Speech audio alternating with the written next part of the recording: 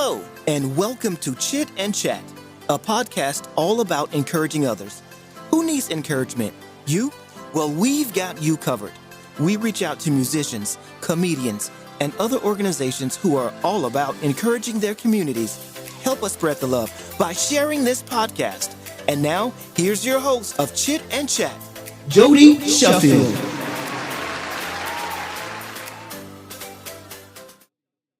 Let's get going, shall we? Okay, sounds good. With over 30 years of experience as a pastor and speaker, my guest today loves to bring a message of hope and encouragement to any audience, young or old. It doesn't matter. He loves speaking to anyone and everyone. Brett Hollis is a national known speaker, storyteller, and comedian. I believe he's like three musketeers all wrapped in one. Brett Hollis, how are you, sir? I'm doing very good, Jody. How you doing today? I'm doing good. One day at a time and just blessed. Trying to I hear you. Get through it all, you know? Oh, I hear you. Absolutely.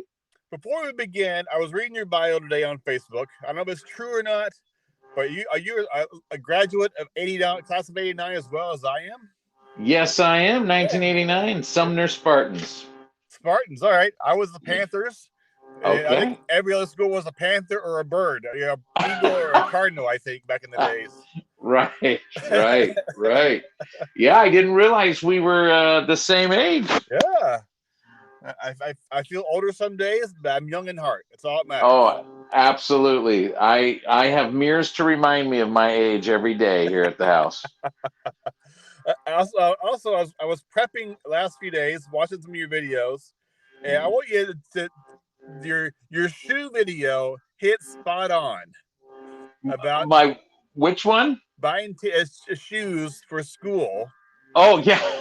I about lost it because my grandmother worked at JCPenney, and my mom took us there in Little Rock to buy shoes. Oh man. Explain that one a little bit, because people our age will definitely know this.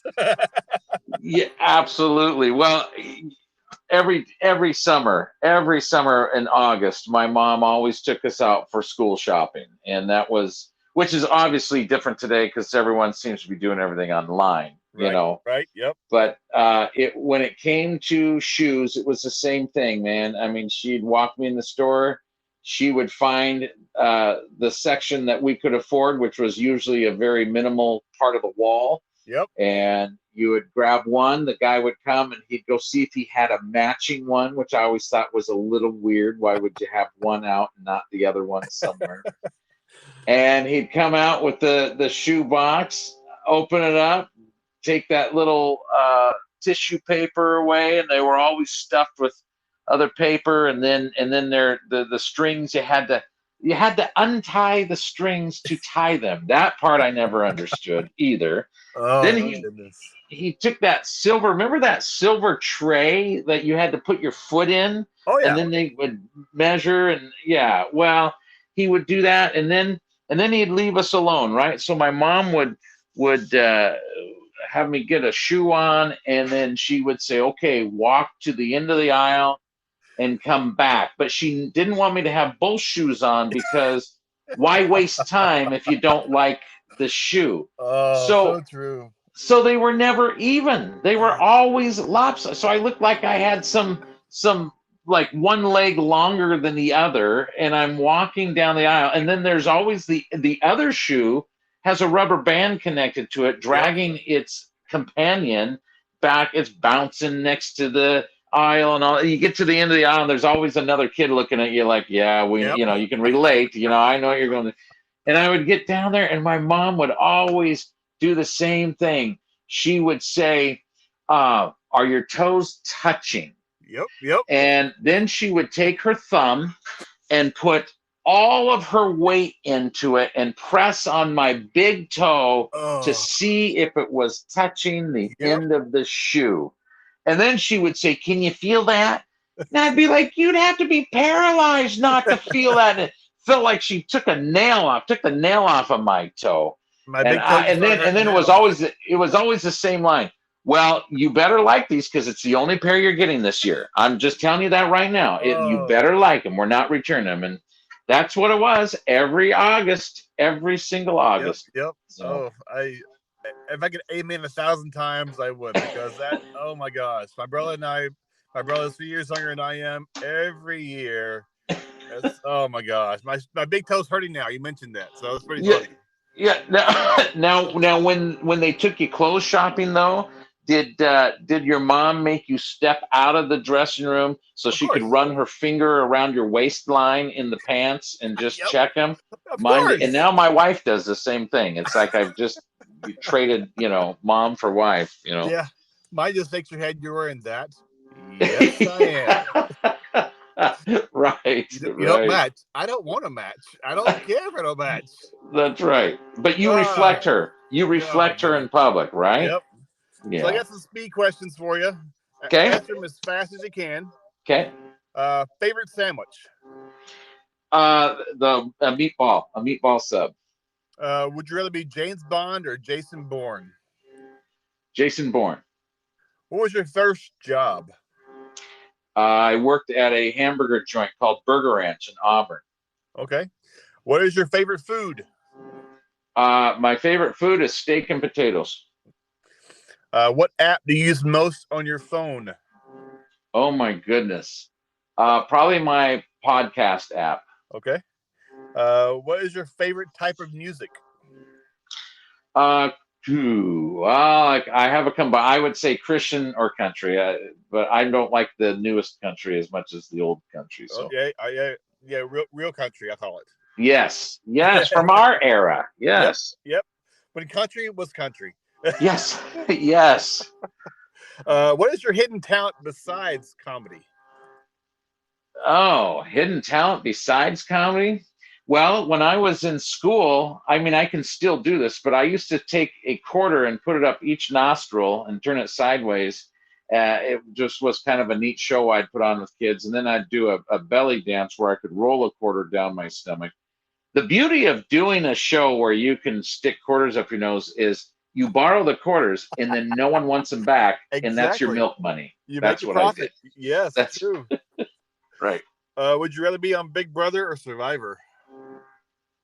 Oh, brother. I've only heard things about it, but I Okay. know I wouldn't want to be on Survivor. So if it meant I could sleep in a warm house and eat normal food, I'd go with Big Brother. Okay. What's your go-to order at your favorite hometown restaurant? Staying with your steak, or you going doing something else? I always look on the menu for a Monte Cristo sandwich. Okay. I do like Monte Cristo sandwich. Actually, you know what? Can I take that back? The You may. meatball one would be second. Monte Cristo would be first. Okay. And who was your hero growing up? My well, my uncle. My uncle was probably my hero. If you're talking like a celebrity, I'd say probably Johnny Carson. Okay. Celebrity and who you mentored, you kind of learned life lessons from. Oh, my uncle. My Okay. uncle for sure. And why is that? He was just the coolest dude I ever knew. I wanted to not just be like him, I wanted to be him. And he was a redneck. He wore nothing but cowboy boots and like Western shirts. And he's the one that taught me how to hunt and he was my hero. And for those listening, and like, who is this guy? Can you give us a brief bio on who Brett Hollis is? Who Brett Hollis is? Well, Brett Hollis, as you said in the bio, I am a speaker, storyteller, comedian, but I always love to have fun and joke around. And when I was 18, my life radically changed. And making a long story short, I ended up feeling called by God into pastoring. Okay. And I pastored for, well, let's see, I was in leadership from 1990 till currently. So I'm just kind of a mixed bag. I love to do comedy and I love to speak, but I also have a real pastor's heart. So is that what you were looking for? I'm not sure. That sounds good. Yeah. How long you've been Okay. married? You've been married for a while, right? Oh yeah. I should probably throw those personal things. Yes. Thank you. I have been married 29 years. August 1st will be 30. we have a 27-year-old son named Brady, a 24-year-old daughter named Heather. Her husband's name is Nate, and those two just made me and my wife grandparents for the first time. So Congratulations! thank Welcome to the you. Grandparents Club. Thank you. I am a grandpa. I am Grandpa Brett. Yep. So that's the personal side. Very exciting. We're very close with our family. We have two 6-year-old granddaughter and a 4-year-old grandson. And where the Wow. story work at, it has toys and calendars and games. My grandkids basically wanted half the store for Christmas. Yeah. Now wait a minute. If we both graduated in '89, you really got an early start on me, man. I mean Yeah, I did. that's well, you'll have to mentor me through this. It's all new to me. That's a long story as well. Okay. Okay. Okay, you're a man of many talents, as we said. Which came first, pastoring, storytelling, or comedian? What came first? You like, I want to do this. Storytelling and comedian. Well, when I was 8 years old, I had determined I wanted to do stand-up comedy, and it took me a long time before I told anybody that, but I did.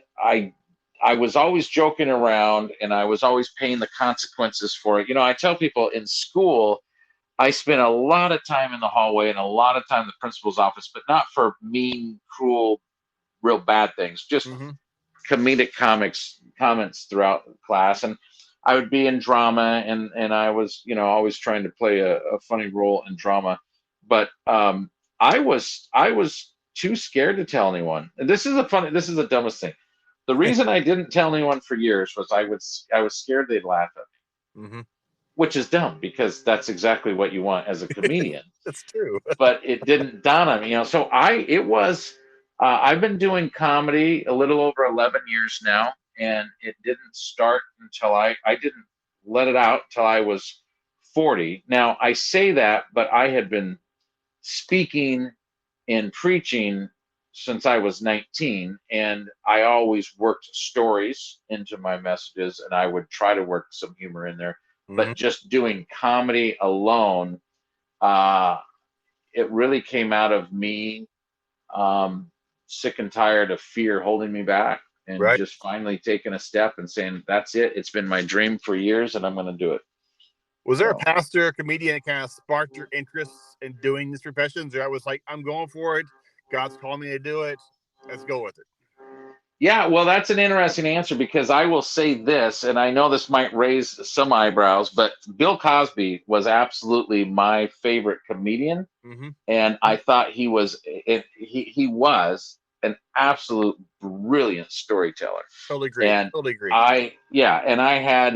I had every one of his albums, and I memorized his album, and he just was my all-time favorite. So although I loved Johnny Carson for a number of reasons, really Bill Cosby was my comedian influence. And so what I did is I learned the power of storytelling when I was younger. So what I have done for years is anytime I have an experience, actually serious or funny, but mostly the funny ones, let's say I had an experience today at lunch. I would come home immediately and I would write out in detail that entire experience and work it into a comedy routine. Because and frankly, for me, I've had people say, "Oh, come on, that did not happen." I'll tell a story in my comedy, whatever. I'm telling you, every joke or story that I do, I cannot think of one right now that is not based on a completely real experience that I had. I just, you have fun, telling it. But anyhow, so Bill Cosby was that big influence on me, and I can't tell you how sad I became when everything came out about his personal life. But really what happened was, do you want me to share real quick how okay. So I was on a road trip. This was back in 2003, I think it was. I was on a road trip with my family going through Wyoming. Everyone was asleep in the car except for me, which is good because I was driving. True. And I was not praying or anything, but I'm telling you, I felt like God just spoke to me. And I mean, just like if I was just sitting right next to him. And this is what I felt in my spirit. Like he said to me, uh, who are you to say those dreams in you are not from me? Because see, I had this dream since I was 8 years old to do comedy. And I just, once I started pastoring, I got in my mind that, well, maybe that just isn't, maybe that's just kind of worldly desires, and it's Mm-hmm. not, it's not godly or whatever. And I knew, and I'm not an emotional guy. It takes a lot for me to cry, but I started having tears coming down my face at that point. And I decided right then, okay, I've got to do this. Now, the funny thing is I didn't start right away, but I started writing right Okay. away. Okay. And anyhow, God reminded me of that experience, and I was tired of the fear, and so I actually rented out a theater and performed comedy in this theater, and it changed my life. And from that point on, I started doing it. And then I left pastoring in 2013 and went on the road full time doing comedy and speaking, and that's what I've been doing ever since. Okay. So I know yeah. when preaching, do you throw in comedy at the same time? I was a kid once. I know sermons can be boring at times. You know, Yeah, do you have yeah. like comedy to kind of keep you off on your seat and kind of chuckle and kind of enjoy the sermon a little more? I try. I definitely I do. I mean, I make it a point of trying to keep people's attention, and I think humor has an incredible way of opening hearts to Mm-hmm. receive Mm-hmm. and minds, and it gets people loosened up, and it gets them, if people are new to a church or whatever, I think comedy can let them kind of go, hey, this isn't so bad. It's not, he's not doing the fire and brimstone. We're having some fun. But I always try to slide in the serious when it's supposed to be. My biggest, my task every time I get up to speak is that I know when to be serious and I know when to be funny. Right. You know what I mean? Because not every message is conducive to some humor, but most are, and it's just many years of trying to learn when to joke and when not. You Right. know. So What are some unique venues that you have performed at? well, probably okay. So probably the top of my list, unique and fun, was I have a comedy show called Die Laughing, and I own my own casket.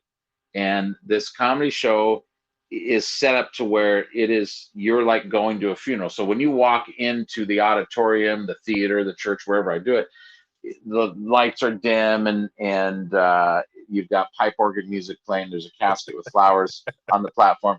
And then I come out, when I'm introduced, I come out in a full suit and tie like I'm doing a funeral, and I spend over an hour just telling jokes about life, death, and afterlife. And so anyhow, I did that show at the Washington State Funeral Directors Association convention. So I was invited to Spokane. They had their convention in this big Oh, casino in Spokane, and I performed for a room full of morticians and funeral directors and that. So that was great. Okay, that was probably one of the most unique. But what came out of that was the most unique. So funeral director from there says, I got to have you come and perform at my funeral home on Halloween. So there's a funeral home in Tri-Cities, Washington, that they invited me on Halloween. I didn't even need to bring my own casket because they had they have their whatever one own. I wanted to choose from. I went down there. I performed this show in their funeral home on Halloween, and it Oh, went over so well. They invited me back the next year, and they even had twice as many people the next year. So that is the most unique. The Oh, association meeting's the second, but the third one is I did a comedy show for um, a Santa's convention. Like Santas from California to Alaska to Idaho, they all came over to Western Washington for a big Santa shop convention. And so I performed comedy in front of a group of Santas, elves, and Mrs. Clauses, and that was pretty unique for me. It was pretty fun. that was next to my list too. Your events you do, and I'm like, I saw your dying laughing. Your special. I'm like, Yeah, I've been to a few funerals. yeah, When I die, I would like someone celebrating. Hopefully, I do my best to live a good life. I right. want laughter. I want fun. I'm trying to live the best I can, and Sure. you know. So yeah, I just kind of chuckle when my eyes are watering. You telling me that story. Very unique. That's awesome. Oh, well, hey, I loved it. I had so much fun. It was so great. um, So this podcast is about sharing encouragement to anyone I can, and we live kind of in a negative world when the Hmm. news and stuff.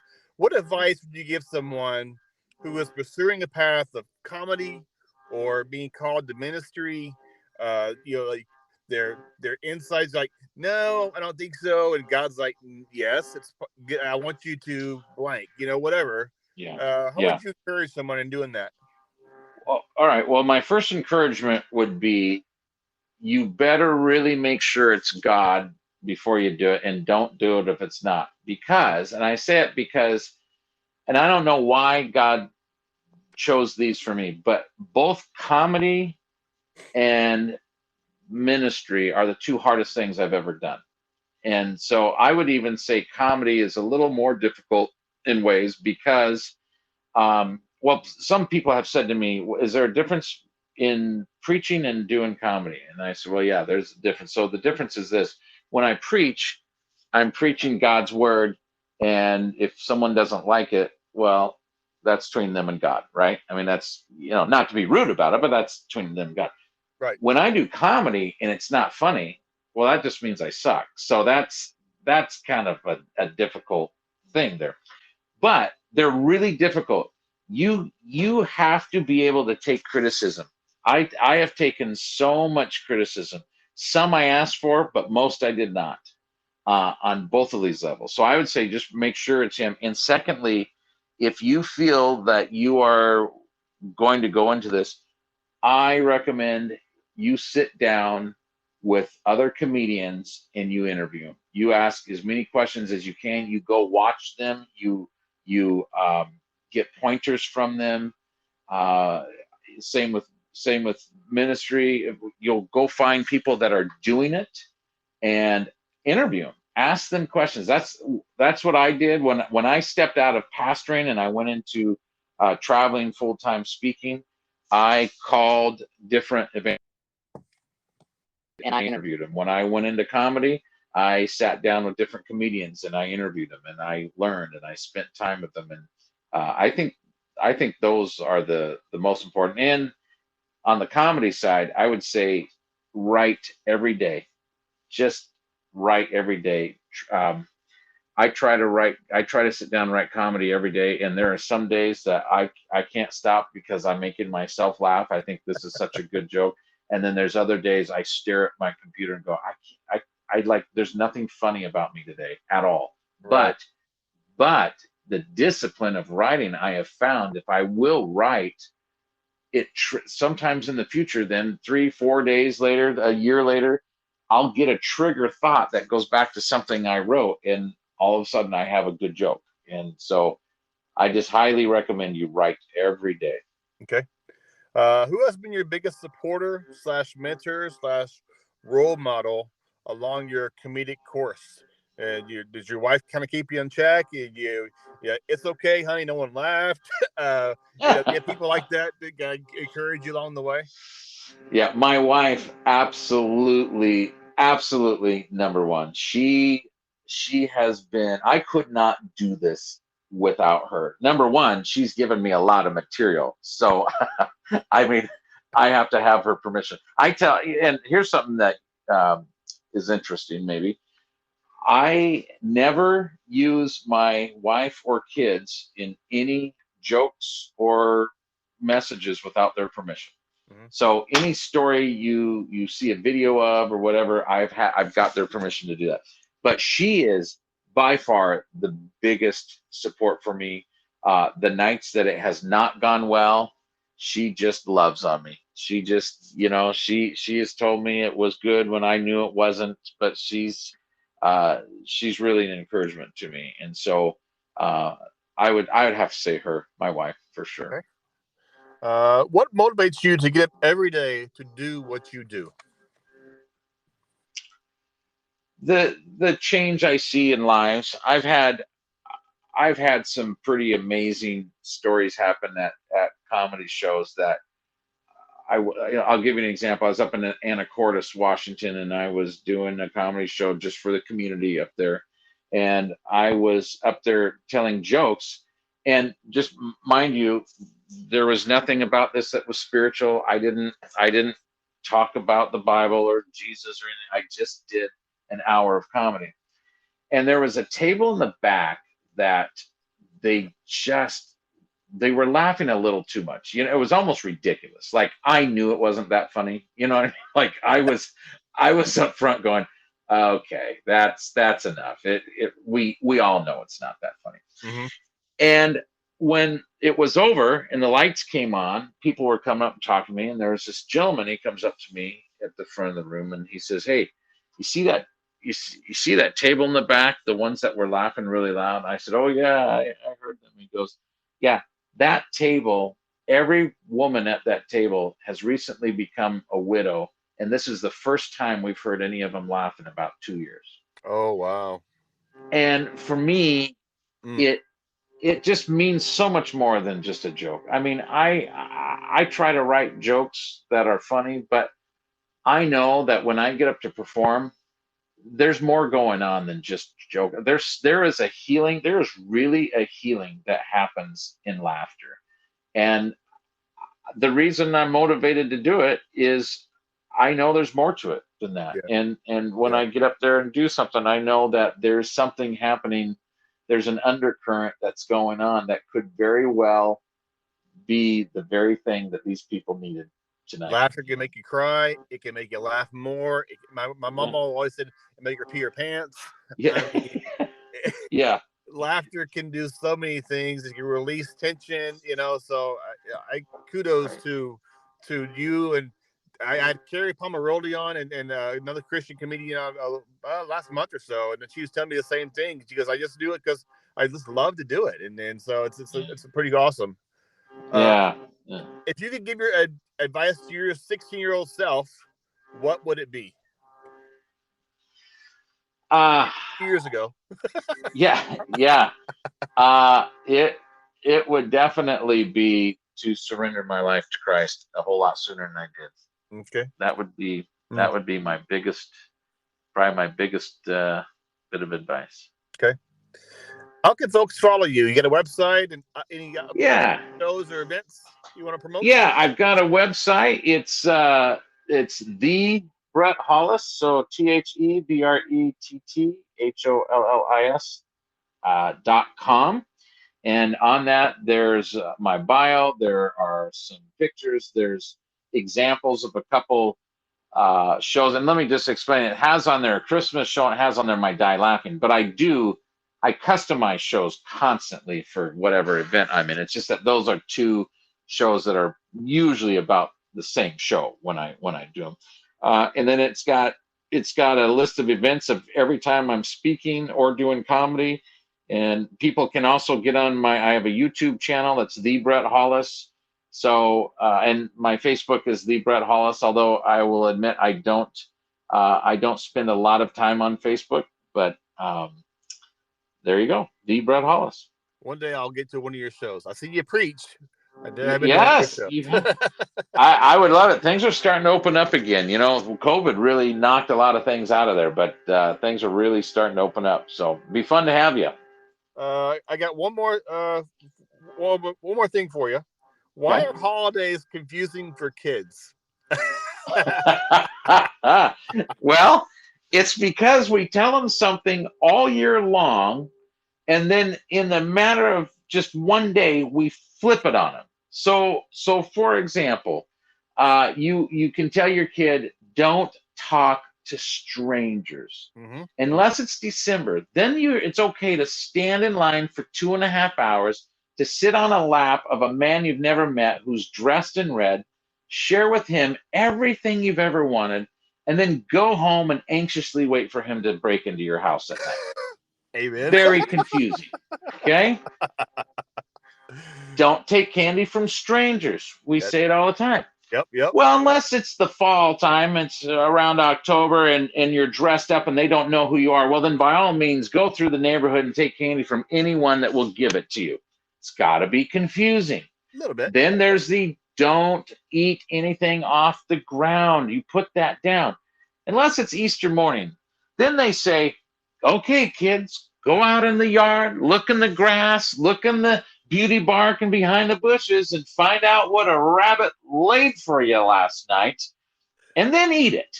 Yep. So to me, it's just really confusing, the things that we pass on. It was passed on to me. I pass it on to my kids, but And it is too. So yeah, right. Right. well, Right. thank you, Brett. It's been an honor to have you on today. I wish you nothing but continued success for you, your family, your comedy as you impact lives, young and old. And I'm so glad our paths crossed a few years ago. And I love to stay in touch with you. And just thank you for your time.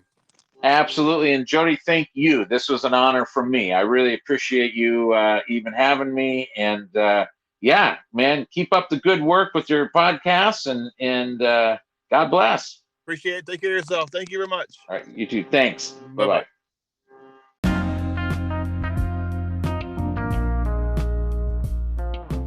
This episode of Chit and Chat was brought to you by Veteran Roasters Coffee. Each purchase of Veteran Roasters Coffee helps employ one of tens of thousands of U.S. military veterans who have found hardship and difficulty upon transitioning home from service. They promise you the best beans from the best veteran-owned coffee company. Veterans helping veterans, one cup at a time. Use the code CHITCHAT25 to receive 25% off your purchase at veteranroasters.com.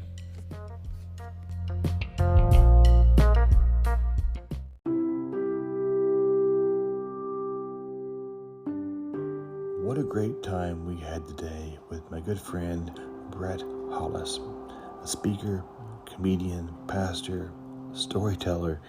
He has so many gifts, and he shares them with so many people as he encourages people, makes folks laugh. And that is what this podcast is all about, sharing encouragement with others. Each of us have a gift, a story, and as we use it and share it with others, we can make someone smile and laugh and just really enjoy life. I know life's kind of throws curveballs at us at times, but you know what? Laughter, I think, helps heal. So thank you very much for being part of this podcast. And as I said before, I am not a professional. I just love having conversations with friends. If I could do it one-on-one with a cup of coffee, I would do it in a heartbeat. I just love talking to people, sharing their heart, and sharing it with you as we try to bring encouragement to anyone we can.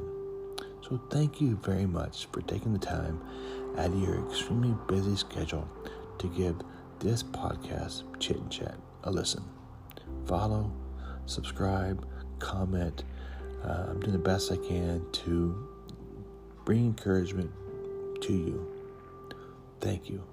Have an amazing day. Spread the good love, good news, encouraging words about this podcast. Thank you.